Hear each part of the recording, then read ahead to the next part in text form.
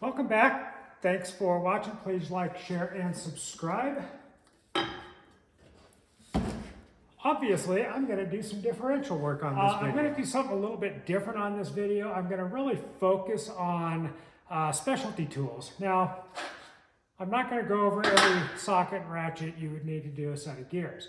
What I am going to show you is specialty tools like a dial indicator, how to use it, an inch-pound wrench, how to use it, torque wrenches, holding tools, case spreaders, things like that that are very specialized. And then I also kind of want to show you how to get around some of those tools if you need to.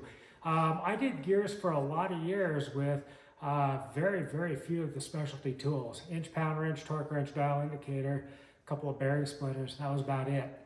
As I have gotten older, more tools, wiser, easier on my body, I've done a lot more with specialty tools. So this might give some of you that are doing gears or want to do gears some insight on some tool usage. So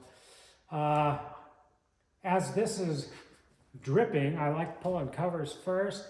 I'm gonna kill the video and just pull out all the axle and all the other stuff that you have to do to get to what we're really gonna do. A lot of the front differentials, you have to pull a tie rod ends.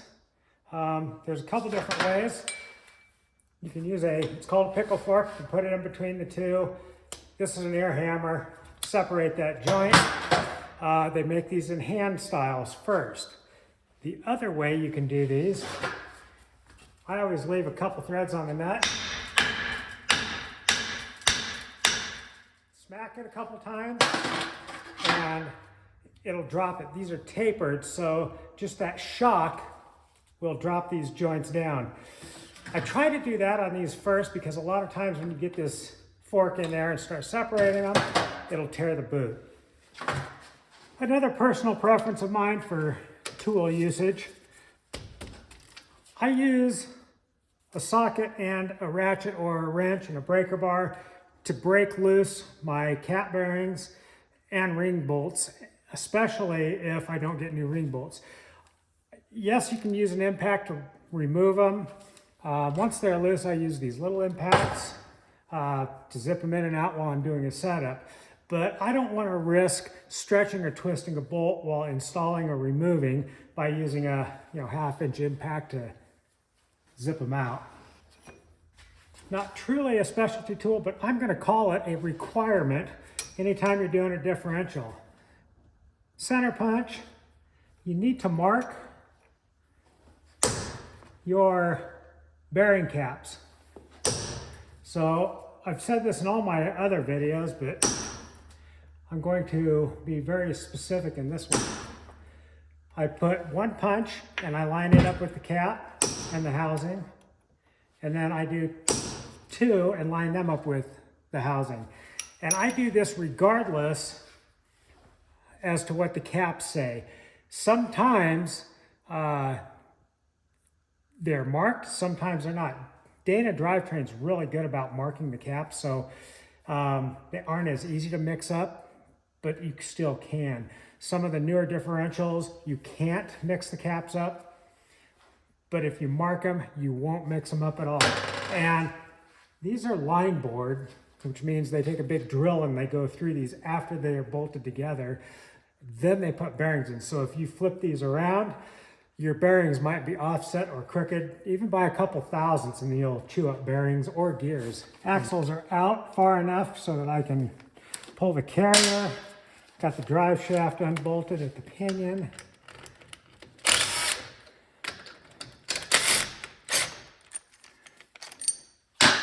Even though the caps are marked, I still just kind of set them left to right to make it a little easier on my brain. Now, generally these have some preload on the bearings so the carrier won't just fall out. But I've been seeing more and more of these differentials have no preload in them, so the carriers almost fall out. This one's not going to fall out, so Get one that has some preload. It's pretty tight. You can put a wrench on one of the ring gear bolts, and then take a pry bar or a second wrench and pull up. This one has enough tension. I actually am going to use a case spreader, mostly because I want to be very accurate going back in with some similar preload. Once you get your case spreader on, it just locks in with the threads. You only need a couple of thousandths. So tighten it up a little bit. Don't go overboard. You don't want to break the little collars off of your carrier. And a lot of times you will still have to kind of pry it out to get it out of the bearing seat. So come on, baby. Hit some.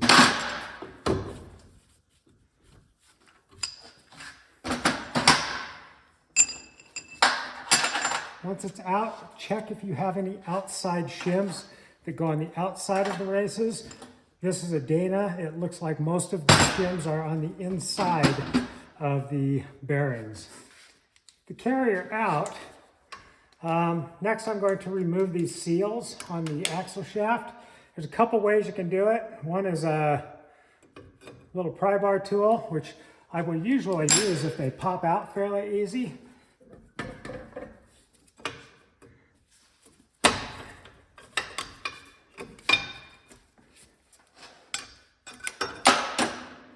And that one did. The other thing you can do is you can put a long tube into the axle tube and push them out from the other end. But if they come out fairly easy with one of these pry bars, then that's just what I'll use. There we go. If you get the pry bar right on the edge, it'll pop it right out. There's two. A lot of times I won't replace these, especially if I'm doing a newer Jeep and I'm just doing a gear change. This one's old enough and there is enough corrosion on everything. It's just prudent to do those. Sometimes you get kind of lucky. I pulled the yoke off and the pinion literally just dropped. A lot of times these have some light pressure in the bearing and you have to tap them out. If you do have to tap them out, use something that fits in here and put the nut on. I usually put a ball peen hammer tip in there and then I hit the ball peen hammer with another hammer. Just don't want to damage threads. Another thing, make sure you reuse your oil slinger or put a new one in.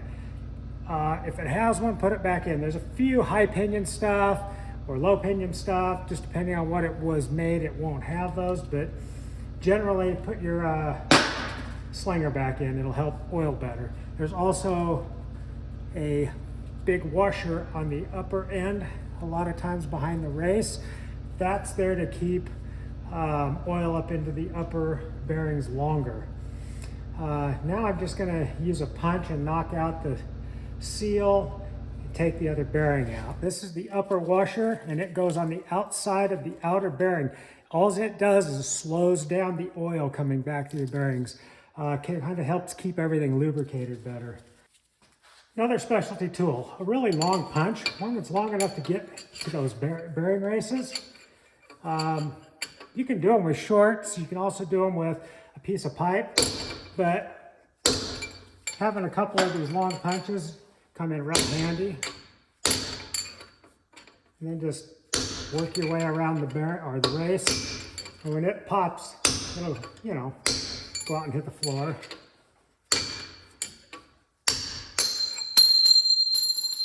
One down, bring the other one out the other side.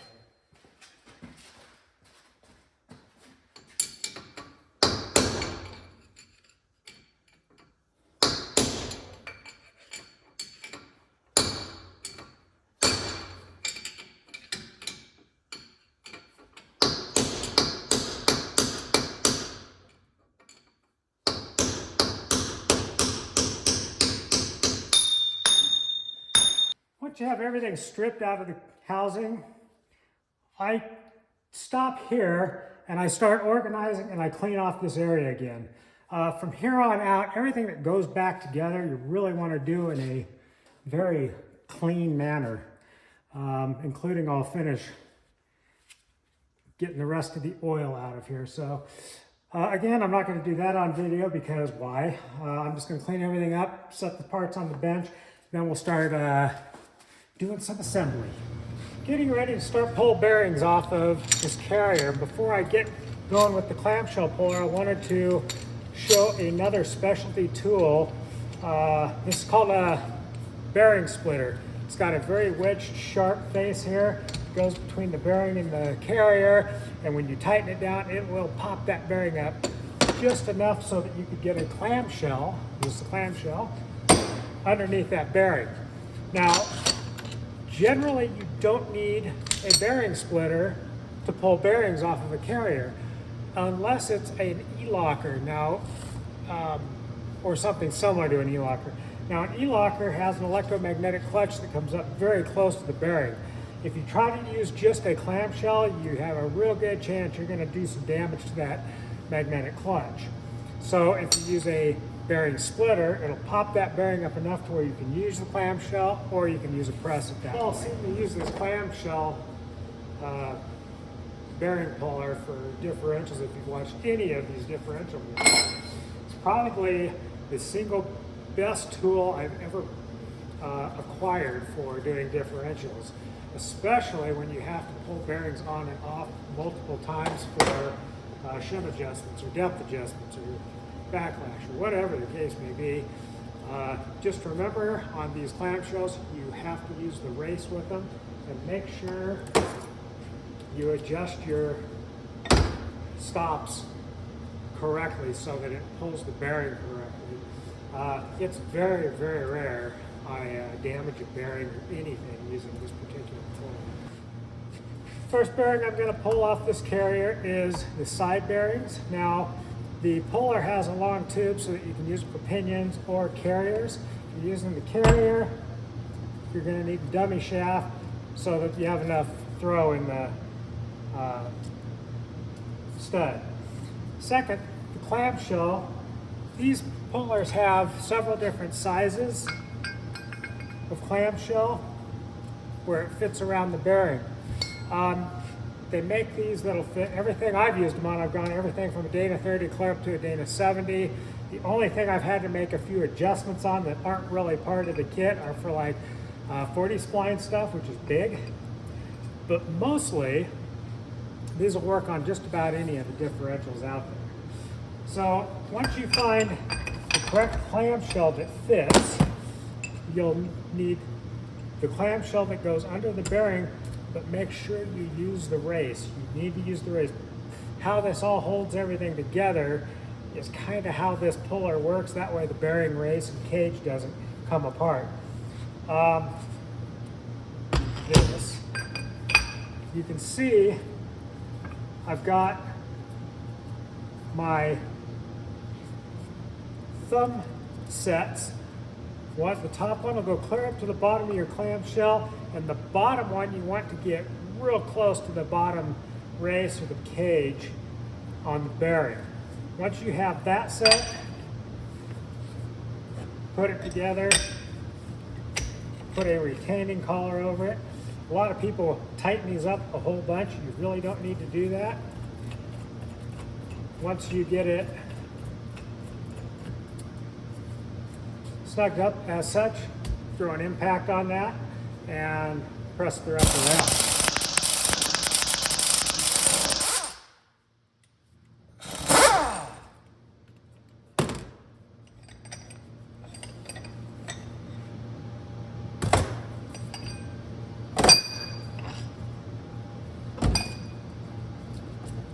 And the bearing is off. Now, notice this has shims behind this bearing. I actually pulled this off without damaging any of the shims. I also want to make a note where these shims came from which side. There's another one snuck in there. These are going to be important when setting our backlash up. We may have to change these shims left or right, more or less, because we're not going to reuse the same carrier. If we were going to use the same carrier, we could use these same shims and we'd be right on the money. We wouldn't have to redo our backlash. Flip her over. Now we'll do this side.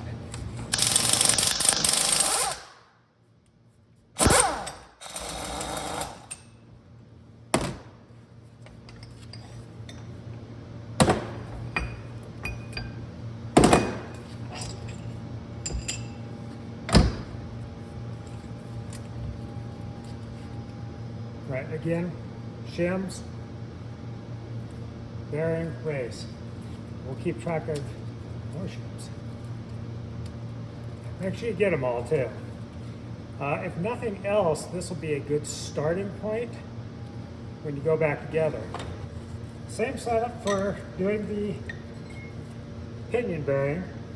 Get the right collar on your clamshell, set your puller so everything's tight. Just that close.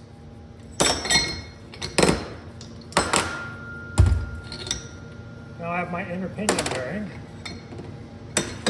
The really nice part about this is it saves this slinger.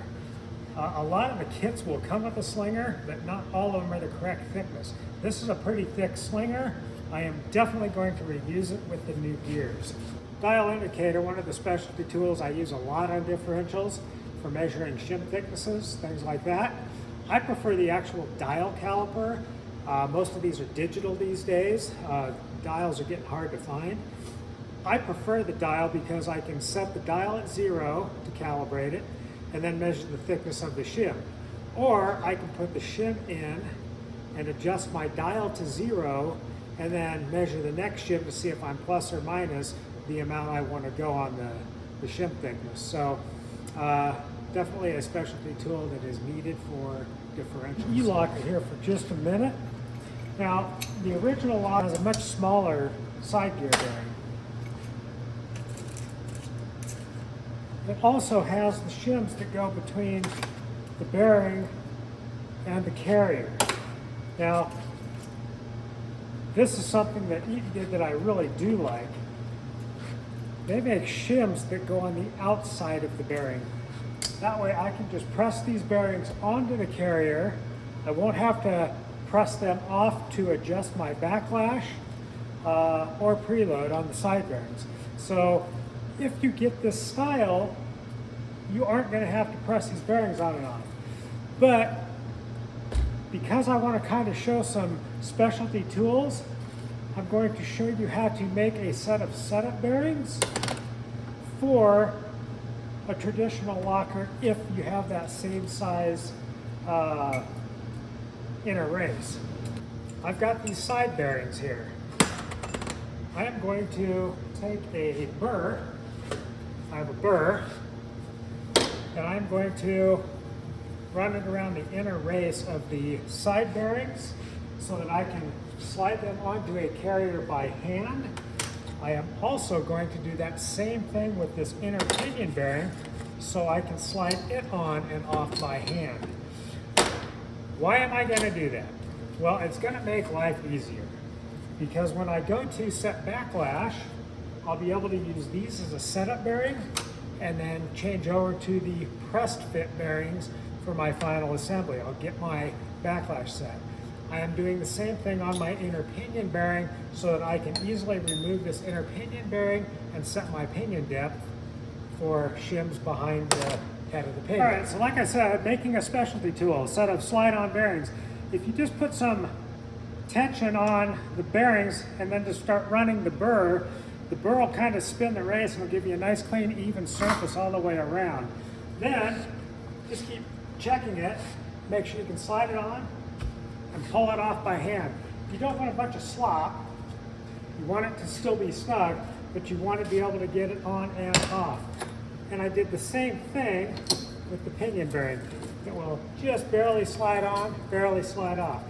Now I can set shims on the new ring and pinion and the new carrier, get my depth set correctly, and get the backlash set correctly, or very, very close, and then switch it over to the new bearings, theoretically, it should be on the money. Every now and then you'll get just a slight variance in a new bearing versus an old bearing, and you may have to adjust one shim, but in most cases I don't. The new gears we are putting in are 456s. Guess what?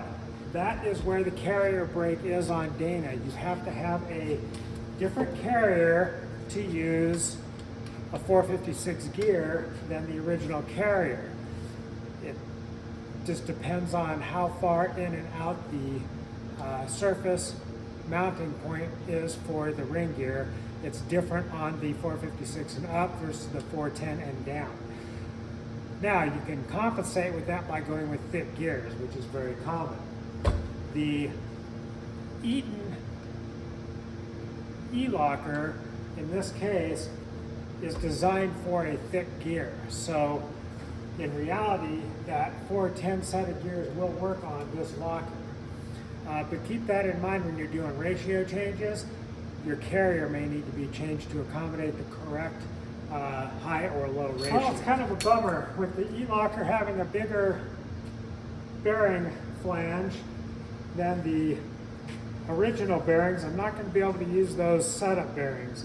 Fortunately, it does use the same pinion bearing, so I will be able to set up my pinion depth correctly without having to press this bearing on and off multiple times. Now, initially I'm going to start with the slinger and nothing else, and I will put this together just like this without the crush sleeve, and I will not use the new nut. I will use the original nut to do my setup. You want to use the new lock nut on your final assembly along with your crush sleeve and new seal. Setup, you put everything together without the crush sleeve, without the seal. Now you've seen me burr this inner race on the inner pinion bearing out so I can slide it on and off the pinion by hand. Now the reason I'm doing that is it's going to make it easier to set up my pinion depth using shims that go behind this bearing. Now keep this in mind. This is my little cheater trick here. This particular setup kit came with the shims that go behind this inner race. Now every time I want to swap a shim, I have to hammer this race out, change the shim, hammer the race back in. Unfortunately, you will probably damage some of your shims doing that, so be careful not to use all your shims up. Try to get it right in one or two shots. But this is really fast and easy if you can slide your pinion bearing on and off. I'll get my shim thickness that I need, I'll measure that, then I will convert it to the shims that go behind the race, hammer the race in once again, and I'm done. Okay, back to work. I'm going to set the new pinion bearings aside, and I'm going to go ahead and install the races. Hammer and punch is all it takes for that.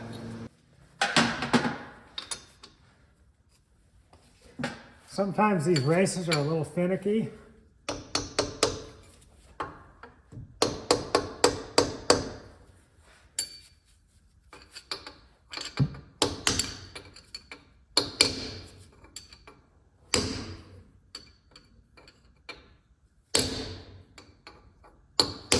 You think you get it started and it pops it back out. Once it seats, you'll hear a tone change. I'm getting pretty close.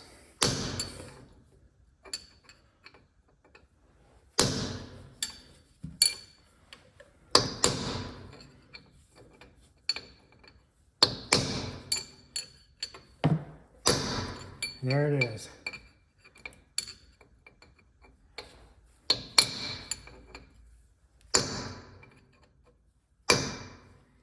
Now, while I'm talking about these pinion bearings and specialty tools, things like that, the seal / race installer I have is aluminum. Aluminum works great on the seals. It works terrible on races because races are steel, these are aluminum, it tends to damage them, the tool anyway. If you're going to go buy a seal / race installer, I would strongly recommend buying the steel version. They're designed more for hammering races in, and they work just fine on seals too. Back when I was buying these, I didn't know any better. Now I do. The other thing, since we've been talking about some of these shims, when you hammer the race in with shims behind it and then take it out with a punch, there's a good chance you're going to damage that outer shim. If you get the seal / bearing race installer, you can use these to hammer these races out because you can get a narrow enough one to fit on the lip. The steel ones work really good for this. Next, I'm going to install the new seals. Now there's several ways to do these. Remember, your axle's coming in from this side, so the seal goes in kind of backwards from what you might really think. A lot of times, these drivers, like this one I have here, really isn't a good fit. Now you can make one or use a piece of tube to go in from the axle side all the way and hammer them in. What I generally will do is I will just take this off, set it against the seal, and then hammer this from inside of the housing. Whatever way you prefer. They do make a specialty tool. It's just as easy to make a homemade tool. All you need is one of these and a chunk of pipe. So if you don't have a piece of pipe, try to get it started, and then use your seal, install it, and you can hear the change. Now before you slide an axle on it, make sure you put some grease on it. And on the second one, if you get them started straight, they go in fairly easy.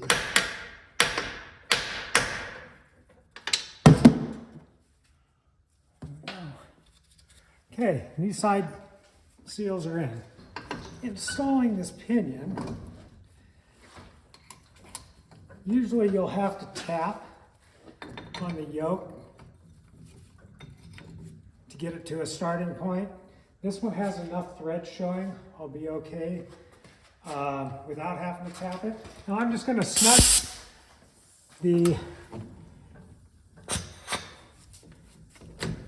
I'm going to snug this down because I don't want any of this play in it.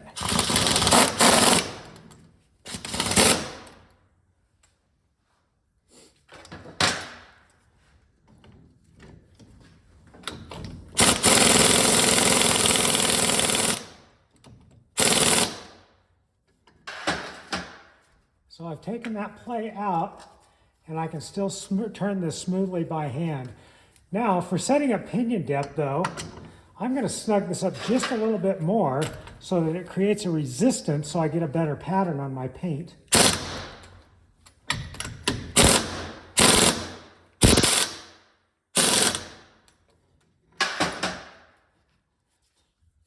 And that's pretty snug there.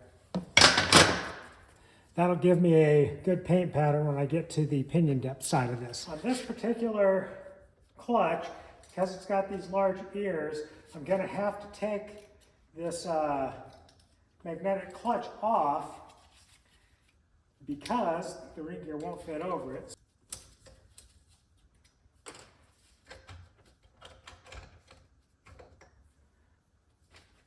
Just set that aside.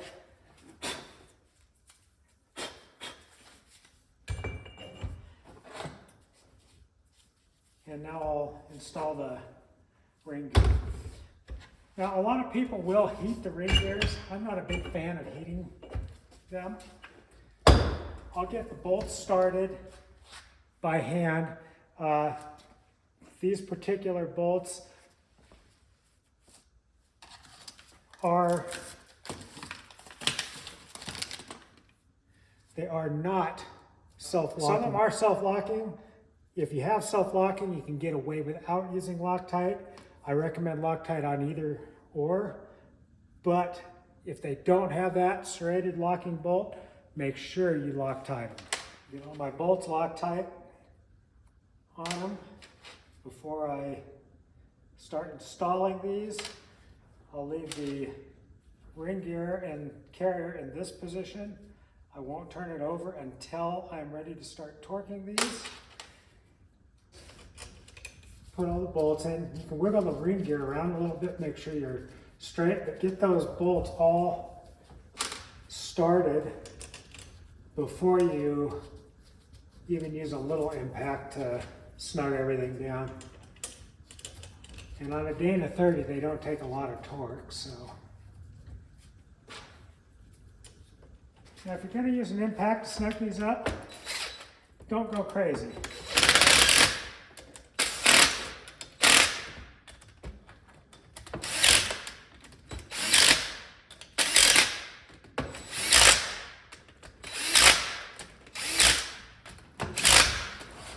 Now, because I don't like these pins coming out while I'm using a torque wrench,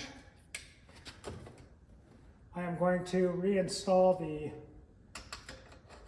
clutch.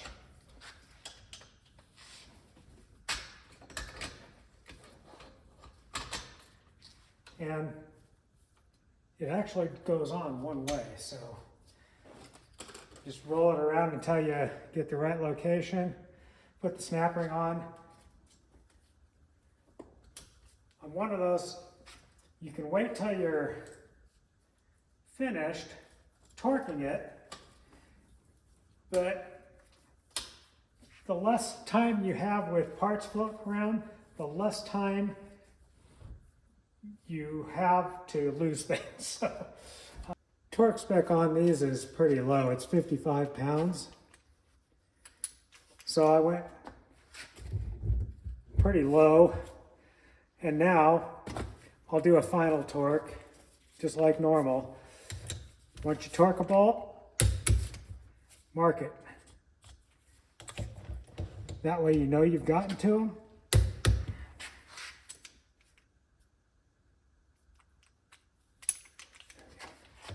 Make sure I'm on the right one.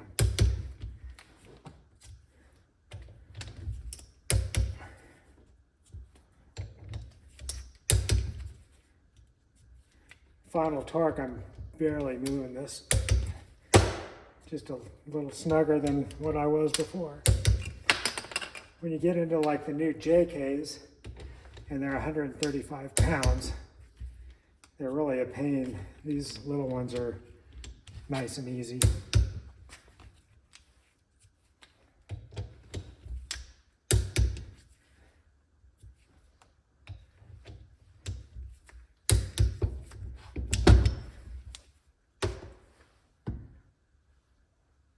Everything's marked. Now, just on the safe side, go back to where I started, just to make sure. And if you're asking what's holding this, I've got an old pin from an old GM differential. Just put it in the vise on this one, and it held the carrier, so I didn't have to use a chain wrench or anything. But usually I will use a chain wrench. And this is a chain wrench. You wrap it around and it locks in and allows you to torque the ring gear and hold it. So this is another specialty tool if you're going to do especially the bigger differentials with the higher torque ring gear. Getting ready to press this bearing on. Now you can use a piece of tube or a socket and a hammer and just hammer it on. Not a big deal. I'm going to go use the press because I have a press. A little bit easier, a little bit quicker. I want to make sure there's no daylight between the bottom of the bearing and the carrier. Make sure you have a little bit of oomph on that press. Flip it over. Wash, rinse, and repeat. I've got a stack of shims here, and I'm just using a couple. Now notice I don't have the case spreader back on. I want a little more true reading, and I'm not really concerned about preload on these bearings. I just don't want these side to side, so I want to make sure I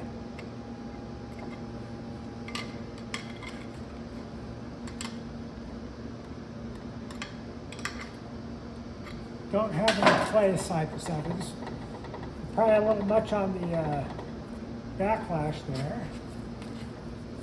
So I think I will flip this shim over to this side.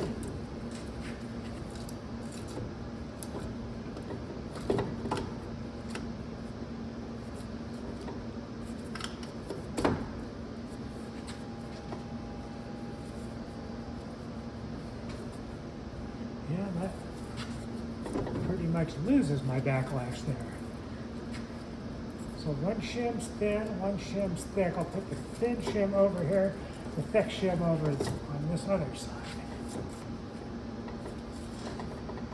Okay, I've got some preload there. That's okay.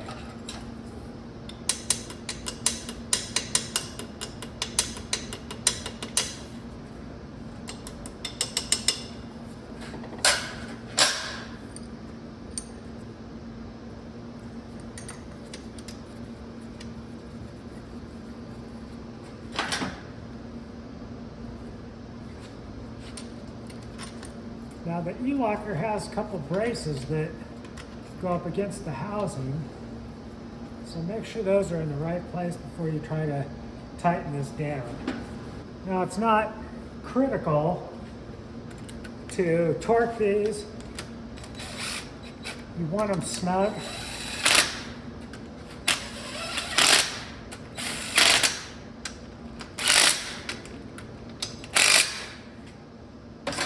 You want these snug. You don't have to torque them, but you don't want to tighten them up with a big impact so that they stretch the bolts.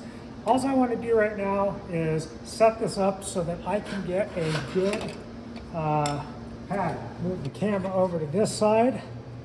Now remember, I over-tightened that pinion so that it would have a lot of resistance trying to turn my ring gear. So that way I don't have to hold multiple things and try to get a pattern. Usually I'll have to hold the ring gear and turn the pinion, or hold the pinion, turn the ring gear, things like that. Boy, this paint's really leaving some bad brush marks.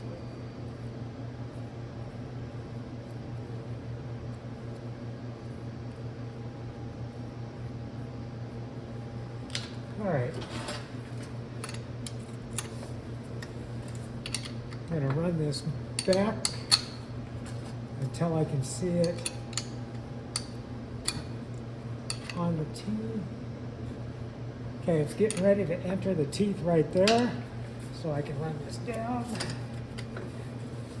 up,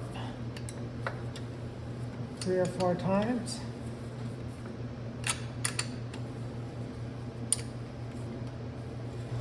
All right, I'm going to bring the camera in close and we'll look at the pattern. All right, this is actually a real easy one to make a determination. You can see up here on this top line, it's real harsh. It doesn't really go down into the tooth, and then down in the bottom, it's soft, but it comes up into a harsh point up here. So that tells me that the pinion needs to come closer to the ring gear. Now I'm going to turn this a little further down, and you can see we're getting that same line on the top here. That tells me my pinion is still too far away from the ring gear. So I'm going to pull all this out. I will remove the pinion and I will add a shim. Okay, I've installed a 10,000th shim between the bearing and the slinger. Now I'm just going to reinstall this, snug it down, and then we'll do another paint pattern. All right, back in again. Now, pay attention. Anytime you move that pinion further closer to the ring gear, make sure you don't lose your or your backlash when you put it in. That can really cause a problem if you bind them up.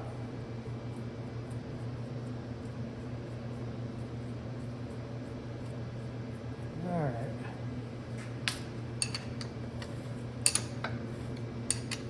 Same drill. How close are we? Close there.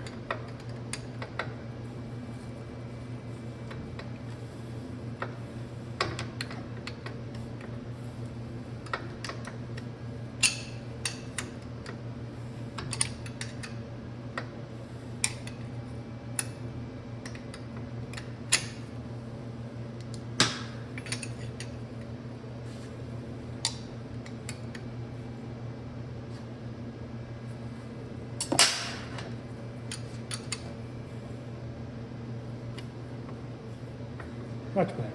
Now if you look at the teeth here, you can see how there's no harsh corner over here. Now don't worry about the paint being centered this way. You want it this way centered. You want to have some of the paint on the top. You want it close to the root, and you want it smooth transition coming in and out of the tooth. So this is a very, very acceptable pattern here. Now I'm going to spin this and look at the coast side. And we're seeing the same thing on the coast side. It's smooth coming in, smooth coming out. There are no super harsh lines clear down in the root or up at the crown. The tooth isn't perfectly centered this direction, and that's fine. You need it to be centered this way again. Now, it may or may not center better once I get my backlash to an exact specification. But as far as a pinion depth pattern, this is an acceptable pattern. I'm comfortable this will work and not make noise. Getting ready to check backlash dial indicator. I have actually worn out dial indicators. They'll get sticky or something like that. You want one that's really smooth, real accurate. I use a magnetic base that does not have an on-off for the magnetic base. This is a very basic one. It's accurate, it works well. You don't have to get real fancy. You can buy this setup for probably all of about $40. So again, another specialty tool you really need for doing these differentials. I've done enough of these now, I can almost set backlash without using one, but still, accuracy is important. Another thing to do after you're done with your differential and you run the ring gear around, if you ever get any tight spots, you can set your dial indicator up on the ring gear and check for run up, make sure it isn't warped.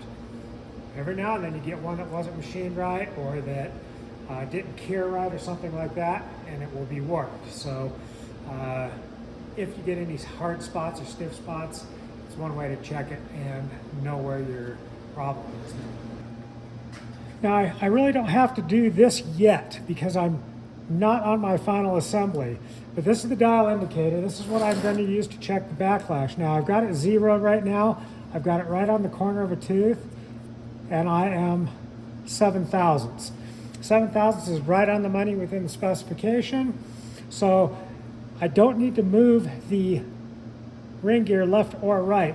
What I do need to do is I need to squeeze it down some more so it has preload on the bearings.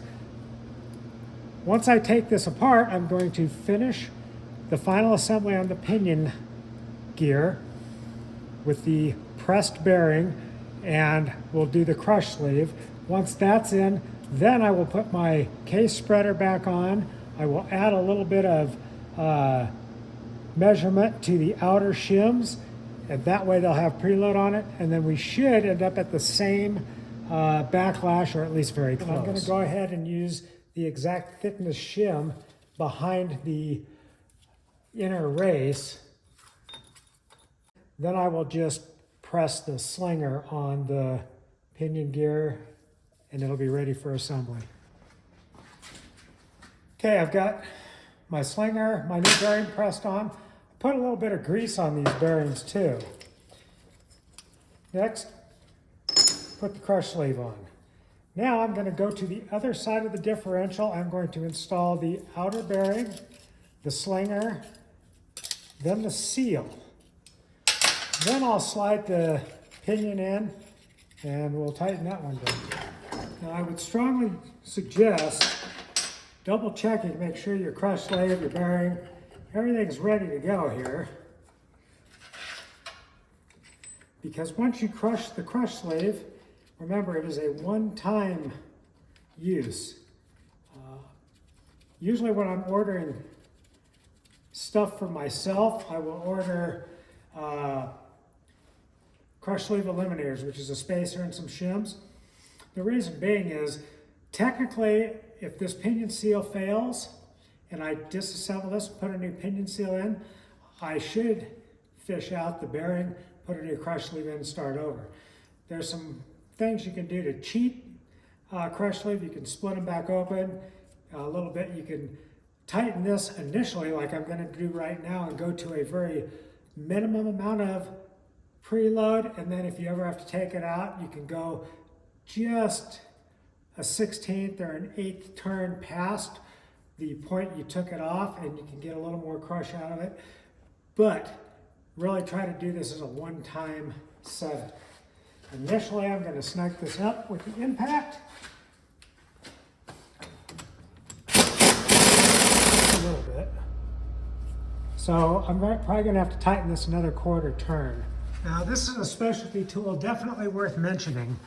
I usually just grab a hold of this with my big pliers or the PWZ plier. 4Link, I believe it is, makes this one. This particular tool is designed more for the bigger pinion yokes, but the idea is this is just going to come up here and it's going to hit on this control arm. That way I don't have to hold the yoke. Now if you notice, I'm using 1/4 inch fine thread bolts instead of the strap bolts that come with the Jeep.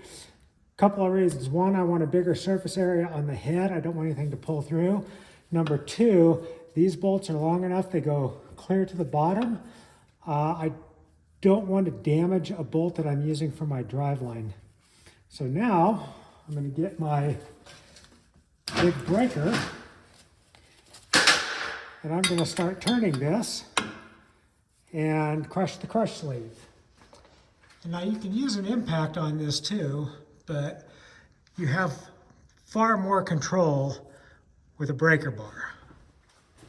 Sometimes these crush sleeves crush somewhat easy, sometimes they don't.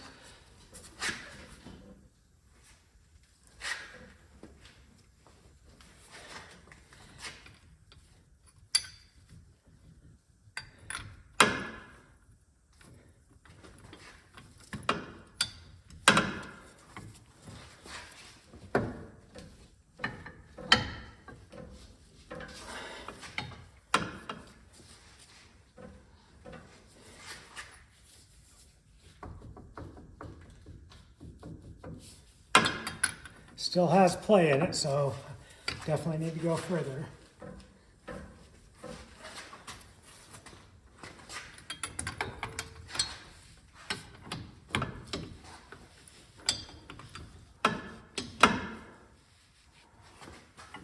Drive shaft is really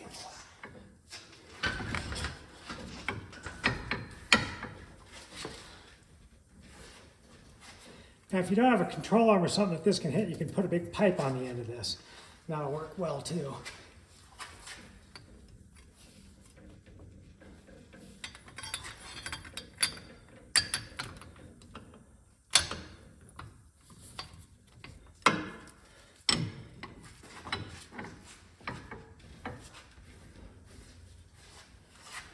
Now, it was turning really, really hard. Now it just got a little easier. That tells me my crush sleeve has started to move.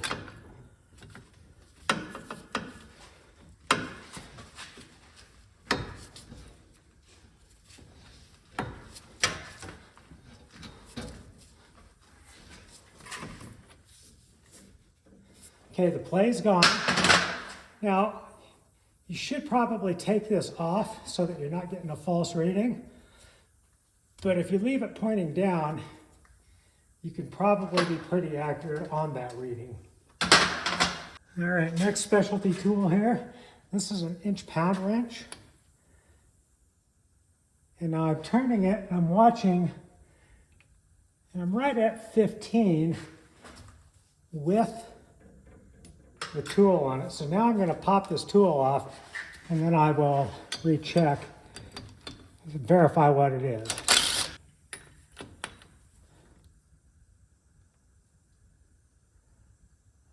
I'm actually just a little bit light by about 3 or 4 inch-pounds.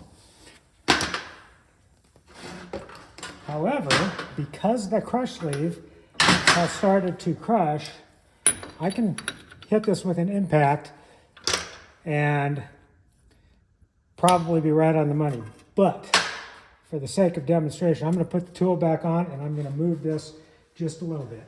This is going to take very, very little movement to increase the inch-pound to where I need it. So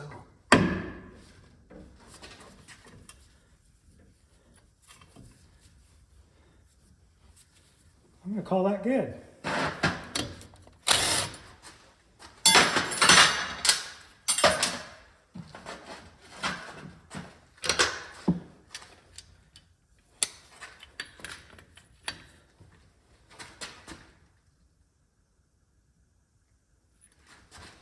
I'm going to bring you down here. Okay, now I'm running this smoothly around, and I know it's really hard to see, but it's hitting right between 12 and 15 inch-pounds. You can do that in either direction.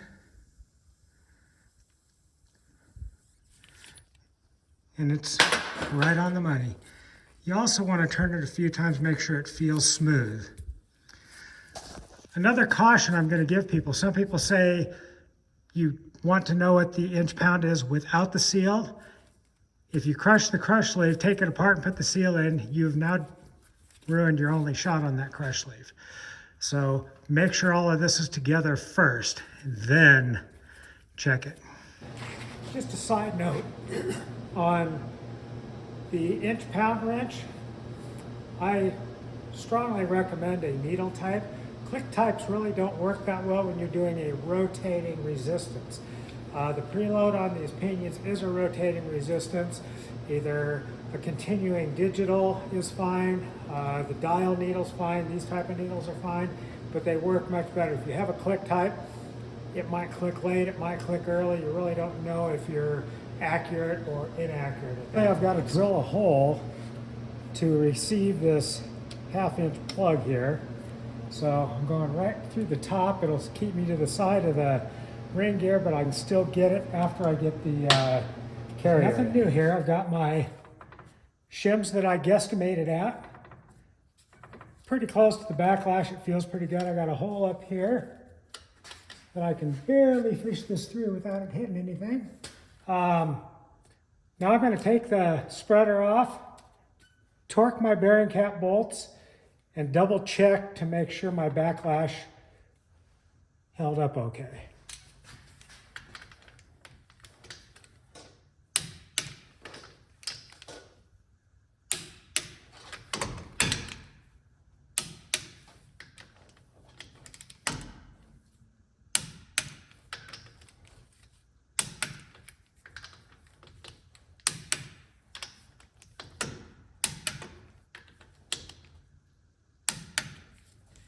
Okay, I'm going to repaint these gears, do another final pattern, make sure we didn't lose something somewhere. Sometimes that does happen. You put all your new bearings in and oops, it goes away. You're better off knowing that now than you are down the road. Trust me.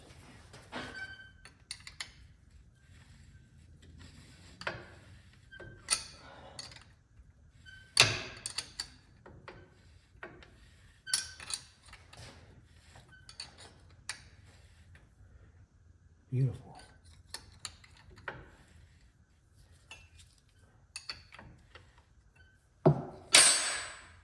We'll bring you in here on this one.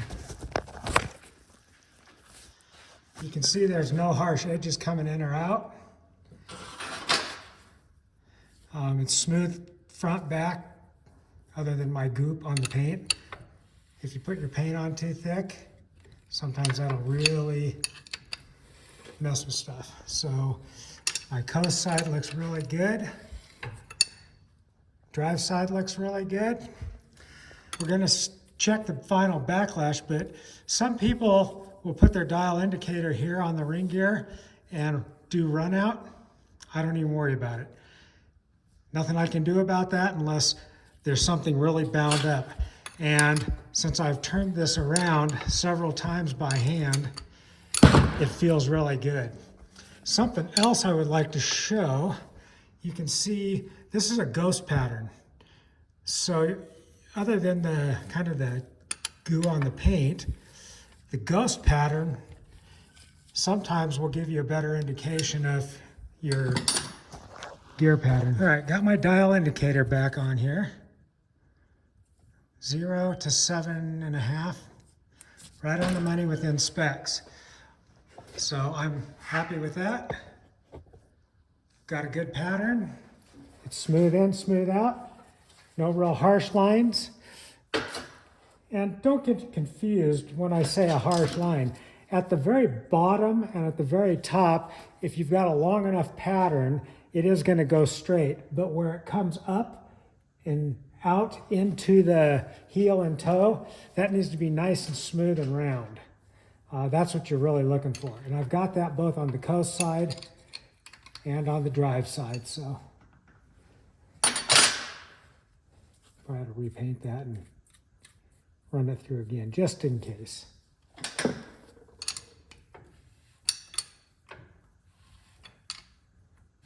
Sometimes you start smearing stuff up.